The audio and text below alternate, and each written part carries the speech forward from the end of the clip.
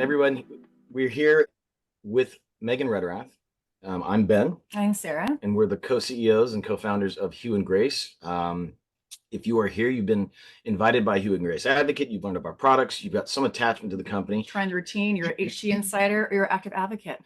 And we are so thrilled to have you. This is the second part in a 4-part series. This is our inaugural masterclass series. So we're really excited to have Megan join us because she's helped us out in the past. This masterclass series is all about the fundamental principles of hormone health, where we're talking about physical health and even mental health, skin health and aging. And today we're talking also about sexual health and wellness. So Megan's going to talk to us about this. So I've been Megan for a few years. I'm going to introduce you, Megan, and also I love for you also to kind of dive into your expertise. So Megan is the co-founder. I keep saying co-founder because of us, but you are the founder and CEO of REJUVE Health. And I'm going to read because you've been doing a great job on your Instagram lately. But you really worked with people to get the latest advancements available for health rejuvenation and longevity to gain more energy, vitality, and strength. Megan works with a lot of top clientele, C-level executives, but really to help them feel their best. We've been consulting with her for years now. And if our advocates have watched any of our formulator calls and kind of dive into our wellness, Megan's really there. She's a hormone expert. She is a very good friend. And I'm just so honored that she's here talking about sexual health. Because also I think we learned about hormones and sexual health through our struggle with unexplained infertility. But really, Megan's going to dive in today and talk about how hormones do impact your sexual health and also just how some simple changes really can help with that. So thrilled to have you, Megan. Thank you. And from a format perspective, you audience members can throw questions in there. Megan will either answer them along the way as she sees them, as it kind of weaves into her presentation, or perhaps catch them at the end. So if you don't get an answer right away, that doesn't mean you won't get an answer. It just might come when it makes sense from the presentation. Yep. So if you have any questions, just please put them in the chat. And with that, welcome to Megan. Thank you for having me. And it's truly such an honor to be here with both of you. So as Sarah and Ben mentioned, my name is Megan. I'm the CEO and founder of REJUVE Health, which is a nationwide medical concierge company where I really focus on personalized medicine, where we allow you to live better for longer. And Hugh and Grace has done so much for the hormone health world, where hormones are critically important for feeling incredible and allowing us to live at the pace that we are today, which is crazy fast. And I always say, if you're alive, we should be thriving. And that really sets kind of the forefront for our discussion today in sexual health. So I grew up in a small town, and in my family, we didn't necessarily talk about sexual health, nor was it really talked about in all of the years that I was obtaining my advanced degrees. So naturally, if in my medical training, it was never discussed, why would sexual health be discussed by healthcare providers or other people in the health industry? It, was always somewhat of a taboo topic to bring it up, and certainly taboo to talk about it if you were experiencing any challenges. But today we are going to talk about sexual health, even though it seems like a taboo or sometimes even embarrassing topic for people. And I'm going to convince you that your sex life is not a luxury and it's not taboo to talk about it. I speak a lot about sexual health at REJUVE Health because it truly is a cornerstone of health and longevity. And I'm going to teach you the importance of your sexual health and how to improve it. An active sex life is one of the main pillars of longevity. When I'm evaluating a new patient on their intake, I will always take their blood pressure, their heart rate, their body temperature and respiratory rate, which are considered our routine vital signs. Vital signs are indicators of how healthy we are. So naturally, every time you step into your doctor's office, they obtain these basic measurements as part of their intake process to understand and gauge your level of health. Equally as important as knowing someone's blood pressure is knowing someone's sexual vitality. And here's why. Your sexual vitality can add years to your life, and we must identify and make changes if you're struggling with any degree of sexual dysfunction. There was a comedian by the name of Margaret Cho that once said, "My boyfriend and I live together, which means we don't have sex, ever. Now that the milk is free, we've both become lactose intolerant." And I bring this up because Comedians are literally using this in their skits. And sexual dysfunction is so widespread, and it's disappointing because this problem is rarely addressed. And we need to normalize the discussion if we want to improve our health. We often forget about our significant others in relationships, and our sexual lives slowly start to disintegrate because of everything else that we're prioritizing. Most of our current lifestyles don't allow for much flexibility. I want to remind you that sexual health is not an independent pillar of your health that's solved with a blue pill every now and again. Sexual health is intertwined with every facet of your well-being. It should not be separated or seen apart from your mental health, your physical health, and even your spiritual health. Your sexual health is a part of who you are. And if your primary care doctor or provider isn't asking you about your sexual health, it's time to find a new one. I start every visit by asking, how are your erections? Are they strong? Do you wake up with them? Same with women, asking and identifying, do you have sexual desires? Do you get aroused? Because if we aren't identifying and assessing someone's sexual health as frequently as we are someone's blood pressure, we're missing a huge piece of not only longevity, but a huge piece of life that can truly be incredible. I'm sure everyone on this call has some sort of experience that they can relate to in the realm of not having a sexual desire or just lacking sexual interest. I'm often confronted with the fact from what patients have shared with me that they may have never really truly had much of a sexual interest to begin with, because it's an area of our health that has never really been assessed, even at a young age. And most of the time, it's been completely dismissed if we are experiencing it. It's actually very common to have sexual dysfunction. We just don't bring it up. The benefits of an active sex life are not constrained to the bedroom.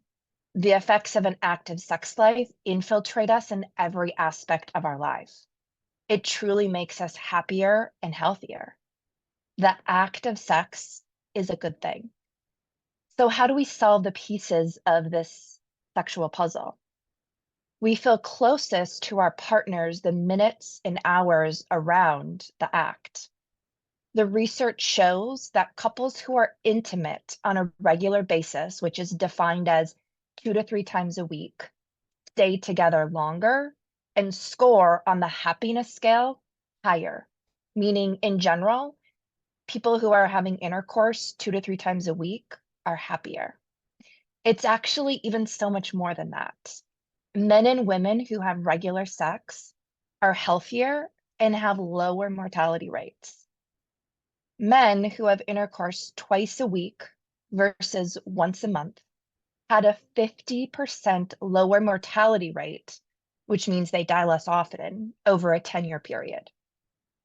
Men who had sex twice a week died half as often as their counterparts who were having intercourse once a month. So if that's not a strong enough statistic to change your mind about prioritizing your sexual health, I'm not sure what is. But let's keep diving deeper.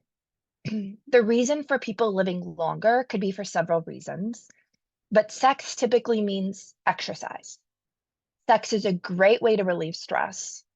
It's important for longevity. And sex is also great for your immune system. It helps your body fight infections more effectively. Sex also decreases your risk for depression. It can decrease your blood pressure. It can even improve your sleep. This is more so for men rather than women. Women typically get aroused or excited after intercourse, and men typically get tired. So keep that in mind if you're scheduling it. Sex can also improve your telomere length in women. We don't have this data yet for men, but telomeres are predictors of aging. Longer telomeres are directly linked to longevity and lower chronic disease, which means you're living healthier for a longer period of time. This sounds pretty good, right? Sign us up. The problem is, though, is that more than 40% of men have sexual dysfunction, and more than 50% of women have some sort of sexual dysfunction that they are experiencing through some period of their life. I personally think this is a lot higher, It's just people feel embarrassed to admit that they may have sexual dysfunction because a lack of treatment and education. But the problem is most men and women will go untreated because it's not routinely brought up. So here are some of the things that we can do to treat sexual dysfunction and improve our sexual health and longevity. The good news about these staggering statistics is that rarely are these sexual dysfunctions related to or caused from a dysfunction of your sexual organs themselves, meaning there is hope that we can find solutions to this. Did you know that the largest sexual organ is not your genitals, but actually your brain? And there are 1,000 different things that can put the brakes on sex at the level of the brain, like stress being a major factor, not exercising, having high levels of inflammation, and poor quality sleep, just to name a few. So what do we do to keep our sexual organs functioning at a high level for decades to come? Let's utilize prevention and regeneration for peak performance for our sexual health. First and foremost, we absolutely have to take care of our body. Remember, your sexual organs are like every other organ in your body. They really appreciate good blood flow. Just as your heart, in evaluating your blood pressure, it tells us how well the blood flow is to this vital organ. The same gauge of importance should be held to your sexual health.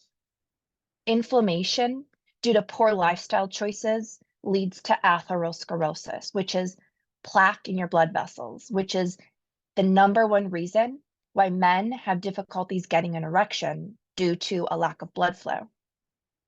Did you know that the smallest blood vessels in your body are found in your genitals? So if you have difficulties getting an erection, you better get an evaluation on your heart where you have much larger vessels. One of the first indicators of poor cardiovascular health is difficulties getting an erection. It is absolutely essential to have good blood flow to your sexual organs to improve your sexual desire and sexual health. Women also need blood flow for clitoral enlargement and vaginal lubrication. Exercising, avoiding smoking, avoiding obesity, and movement are essential to help improve your blood flow. We also want to boost nitric oxide production, which is the main chemical messenger that signals to your blood vessels to vasodilate or open up. It is made by the cells that line your blood vessels. So if they're full of plaque and inflammation, they can't necessarily open up and cause that vasodilation to provide adequate blood flow to our sexual organs, including our brain. We also know common foods rich in nitric oxide, including beets, spinach, and supplements like L-arginine are helpful in boosting our nitric oxide production. Other things to avoid if we want to keep high levels of nitric oxide present would be to avoid mouthwash, avoiding inflammatory oils like canola oil and saturated fats. Boosting your body's ability to produce its own nitric oxide will directly improve your sexual health. Viagra just elevates your nitric oxide levels. That's all it does, is it boosts them because nitric oxide increases vasodilation. But you have to have your body's own ability to produce nitric oxide in order for our Viagra to work.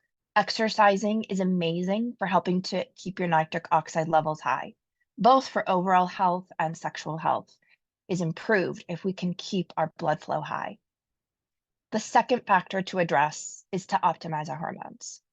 We must first start with removing toxic substances that are causing hormonal imbalances. Using hormone-safe products is literally the first step if you want to improve your hormones. If we improve our hormones, we'll improve our energy, we'll improve our body composition, our mood, and obviously our sexual desire. And the hormones that I'm referring to are typically testosterone, progesterone, and estrogen, which are your key components when we look at discussing and maintaining the structural integrity of our sexual organs and our desires. Most people, believe it or not, at the age of 30, have lost about 30 to 40% of their own body's ability to make hormones. So naturally, they're going to be lacking in desire even at the age of 30 because of this reduced rate or reduced ability of your body to make its own hormones. Maintaining and balancing your hormones, removing the toxic substances, is the first way, an absolute incredible first step to helping to improve our sexual desire and improve our hormone production. The other critically important factor to address if we want to improve our sexual health and sexual vitality is stress. High levels of stress immediately turn off our sexual desire in the brain. Why? Because if we're in a state of fight or flight, which happens we're in a stressed or elevated state, which happens when we're stressed, our brain will tell our body to turn off any desire for intimacy. Why? Because if we're under high stress, we're in a sympathetic state, which is comparable to running from a bear. If we're running from a bear, our bodies aren't going to want to stop and have intercourse because we'd be eaten alive. So stress reduction is a key component that should not be overlooked and addressed when we're looking at sexual health.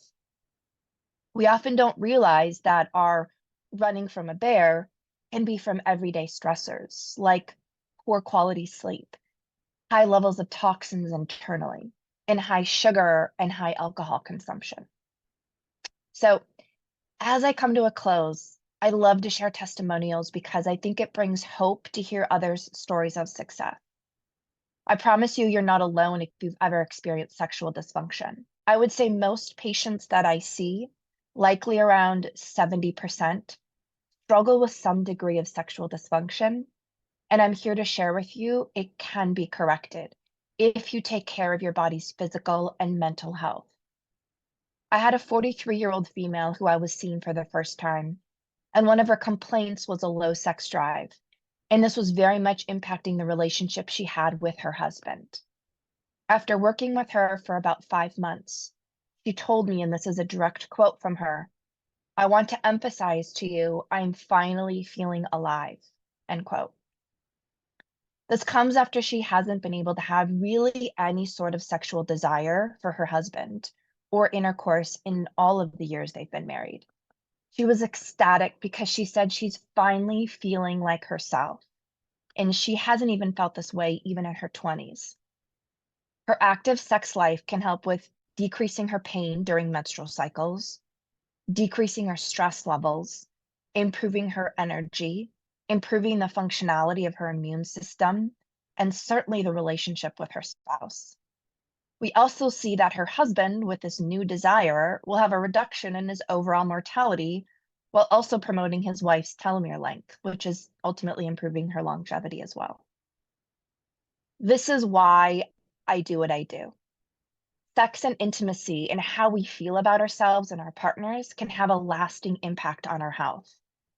It is one of the main pillars that supports us in our quest for feeling alive. One of the main things that you can do to live longer and healthier and happier is to have an active sex life and to talk about the challenges and complications if you are experiencing them, because there are so many tools available to help improve our sexual vitality. So cheers to Hugh and Grace for creating the routine to help us get there. When we look at the routine and how to have an active sex life with our partners, the routine is an incredible place to start. So let's break it down. How can the routine specifically help improve our sexual health and wellness? First, starting with detox and hydration. Simple solutions to start your day. Start with this first thing in the morning, mix it with your water as soon as you wake up, and also take your AM supplement. If you recall from maybe one of my previous speaking engagements with Hugh and Grace, this is a pretty incredible statistic, is by the time you have the sense of feeling thirsty, you've lost almost 20% of your total brain function. If you recall, your brain is a huge sexual organ. So I'm here to tell you, your body isn't going to send a whole host of signals from your pituitary in your brain down to your testes or down to your ovaries to tell them, okay, it's time to get turned on, or let's get excited about this if you're dehydrated. So you must have cellular hydration if you want to begin impacting your sexual desires. A simple key step to improving your sexual desire or libido is to ensure you're hydrated. If you think about it, hydration is also a key component for lubrication in both men and women. The second aspect of the routine is collagen. Collagen is great for your joints. So when you're extra active, that's going to help. And along with your skin and hair and outer appearance.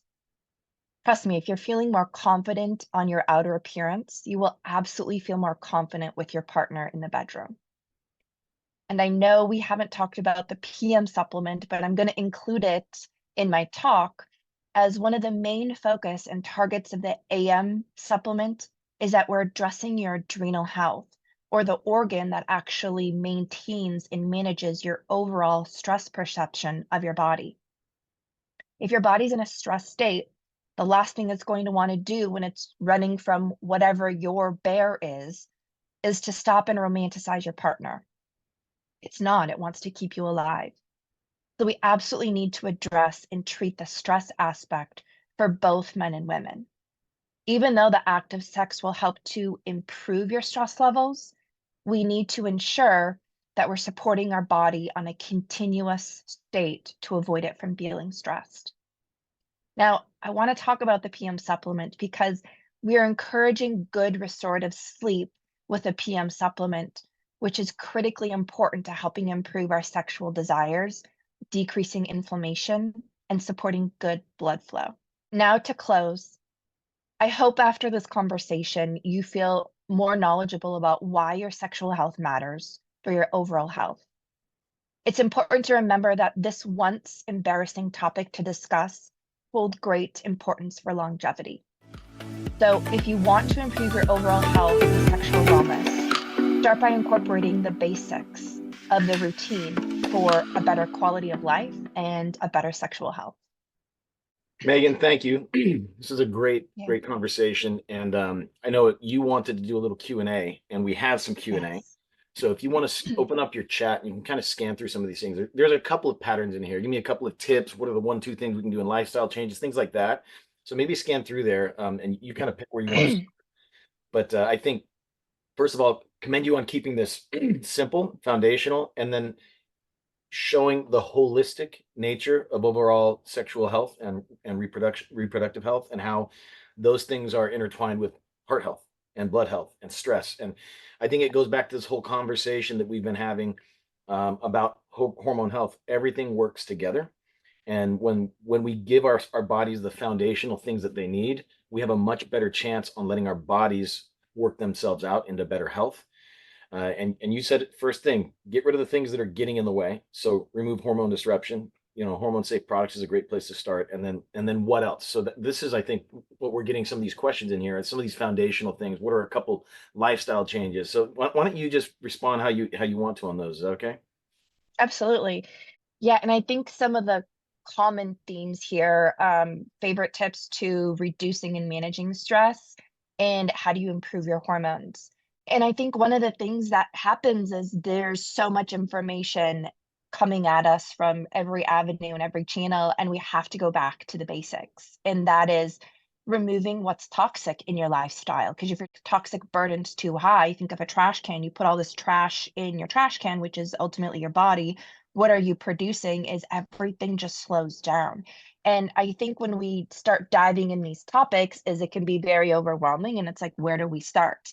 And so I always say it's that 1% consistency that's going to make it's like you're going to turn the corner.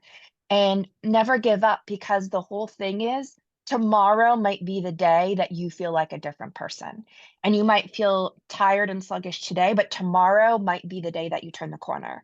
And so it's really about consistency.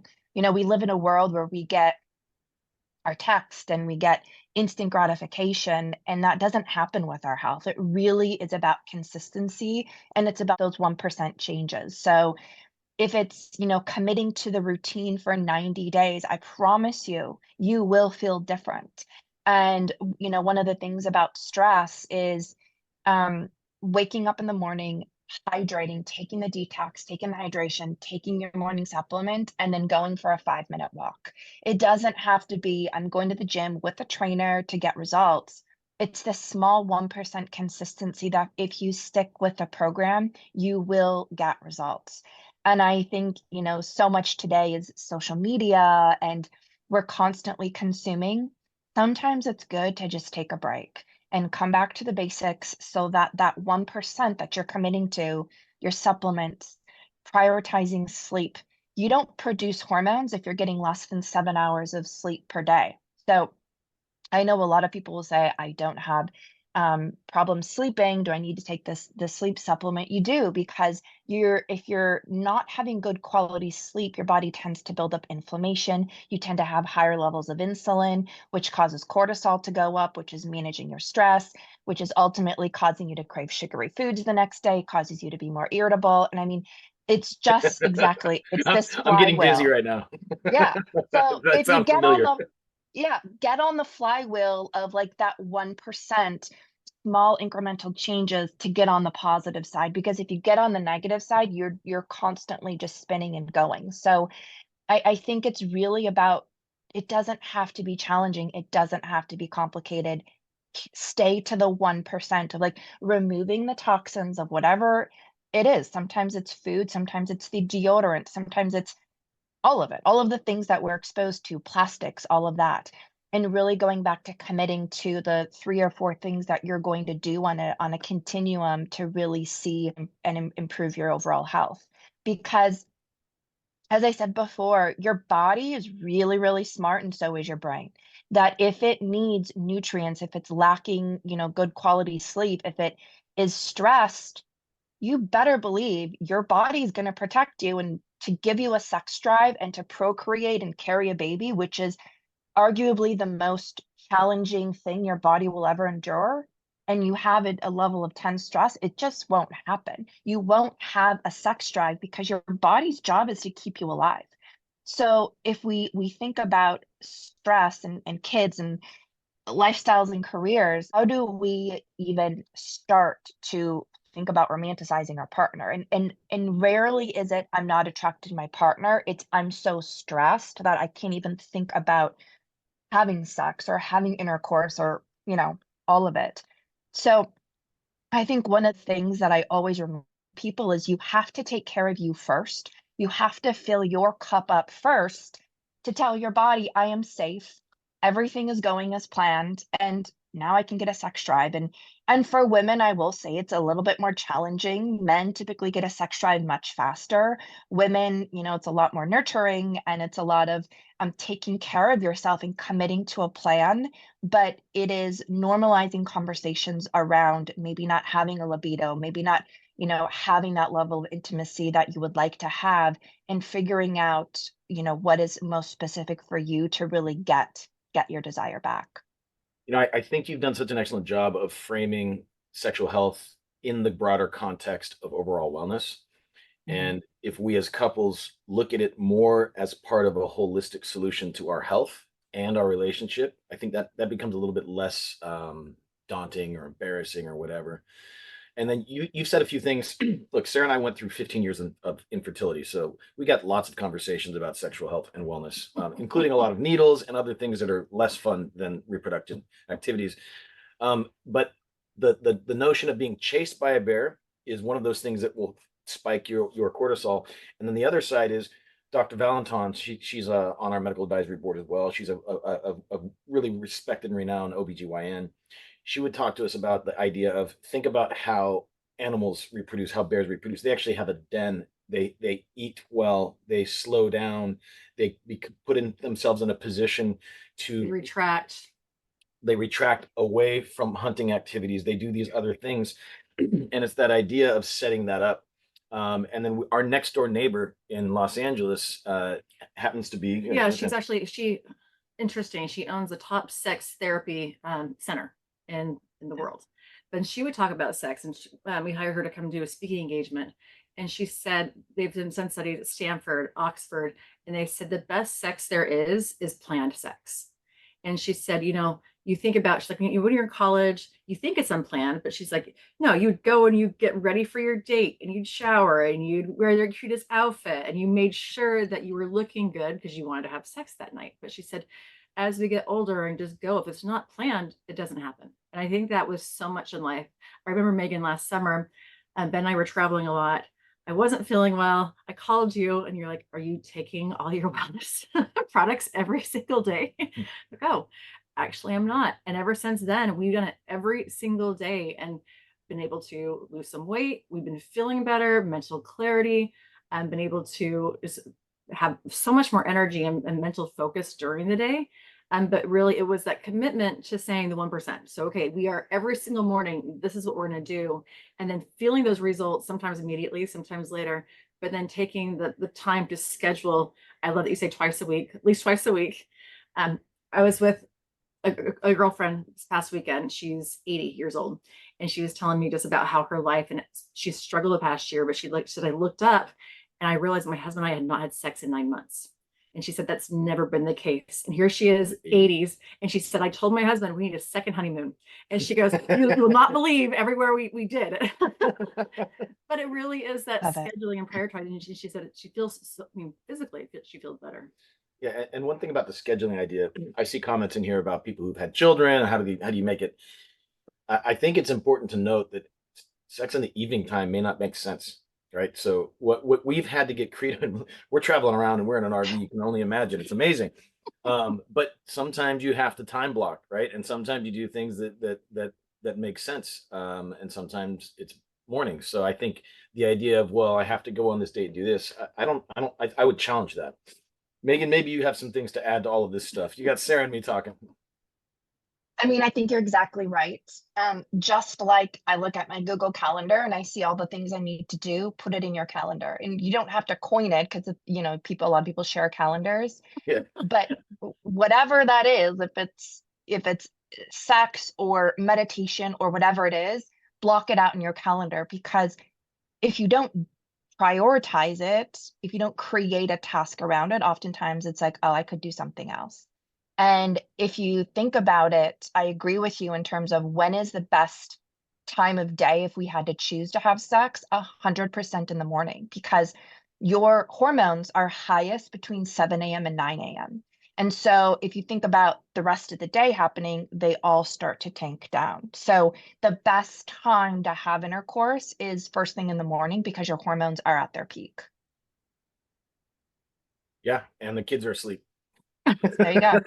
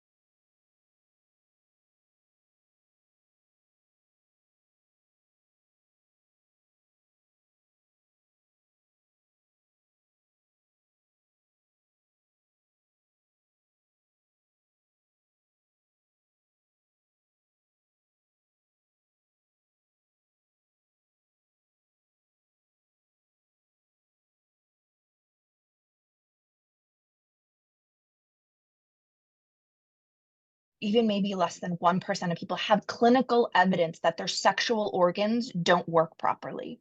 So that comes back to, well, then why isn't it happening? And I think even going back to the basics of foundationally looking at your vitamin levels or looking at your micronutrients, if our cells are nutritionally starved, they're not going to want to carry out the function that they're supposed to do. And if we think about the endocrine system or your hormones, their whole job is to just talk and communicate. So we have to, you know, if you're really struggling, doing a panel to look at your thyroid function, look at hormones, you know, yes, there can be challenges looking at DHEA or pregnenolone or testosterone or estrogen, and really seeing, and almost every single one of my patients is on bioidentical hormone therapy, because at the age of 30, men have lost about 50% of their production of testosterone. So it's this whole phenomenon that we're living in such a chemically filled toxic world that our bodies literally can't do what they're supposed to do. So I think even going through and looking at the basics of looking, making sure clinically, looking at your thyroid levels, looking at your sex hormone levels, looking at your micronutrients or your vitamin levels, looking at food sensitivities. We look at inflammation. If our body is full of inflammation, it's not going to be able to vasodilate or open up those blood vessels to get blood to our organs, to send those chemical signals, really to just add grease to every single system that's responsible for your sexual health. And so I think starting with the basics of getting a comprehensive thyroid panel and hormone panel to really look and address, because a couple of people on here, yes, PCOS, you can have high levels of testosterone, but my testosterone is like 175 at the moment. And, testosterone is a game changer, not just for your sexual health, but for your mood, for your energy, for your body composition, for your brain health. So it's really about looking not just at one number, like don't, some people are like, can I just get my testosterone checked? No, because testosterone doesn't work alone. It works with estrogen, it works with pregnenolone, it works with DHEA. So it's starting with a comprehensive blood evaluation to really say, okay, if there is something abnormal, which value is it? And how do I look at the whole body in its entirety to fix that number? Because an abnormal number is a symptom of a larger problem.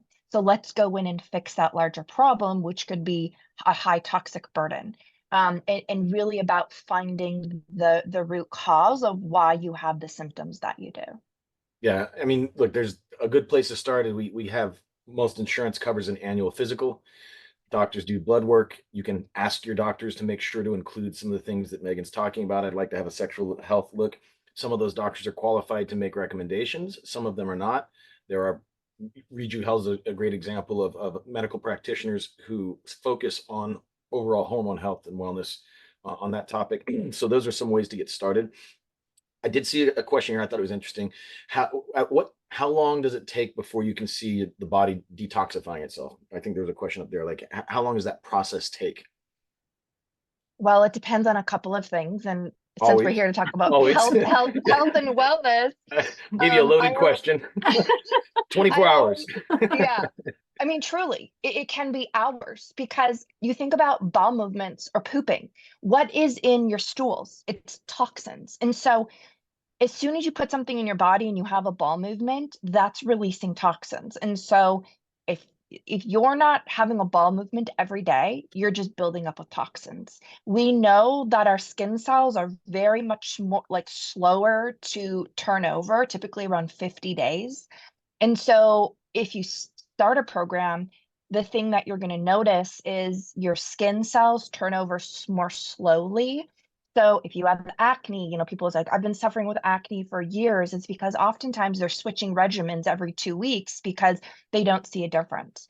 So it depends on what body system you're looking at. Your gut cells or like your GI system, those turn over every 3 days. So when you think about if I'm putting something in my body, it can work in your liver in, let's say 12 to 24 hours, you have a bowel movement. Your detox can start in as soon as, 2 to 3 hours up to 50 days. So, we always want to say, don't discount the 1% of like even adding in that hydrate detox. You have to stick with the program because within a matter of 2 to 3 hours, you could be having a bowel movement, which is pulling out and eliminating toxins, which sometimes I don't think we always recognize as, detoxing. So making sure that we have consistency, but based on kind of our body systems and organs, I would say on average, within 72 hours, you can have a major detox. Great. What are the questions we have in here? You did mention sleep. So We've been going for a walk, Megan, and I think it's interesting. oh yeah, you Megan, posted so much about that. Maybe yeah, talk about just activity. because Megan, if you follow her personally and also on her REJUVE Health, you launched your Instagram, but you do give really great tips and simple tips to people that do not feel overwhelming. Yeah. Yeah. I mean, at the end of the day, you guys and myself, we're just like every other person who's tuning in. It's like we wake up, you guys have kids, I don't. We have a dog, she wakes us up like 7 times throughout the night. And I'm like, whoa, like thinking about, neurotically, like, oh my gosh, my sleep, my cortisol, my hormone, it's like all of that. But I'm just like everyone else. And one of the most studied activities that you can do is walking. And if you think about it, you're not having this huge calorie expenditure, which means it's not like you're going to the gym and lifting heavy weights for an hour where you're going to feel somewhat depleted and exhausted. Is you're just going for a 15, 20, maybe 30-minute walk. And the impact of that on your longevity, on your hormones is really profound. And so I probably am in the worst physical health of my entire life. I can't tell you the last time I did like a workout class or heavy lifting or went to the gym. It's like I've just been walking and maybe running once or twice a week, which is a little embarrassing to admit, but that's just the reality of life. And so when you think about what is the most studied topic to help with longevity, and really if we can improve our longevity, our sex life and our sexual desires are just naturally going to improve and kind of turn on.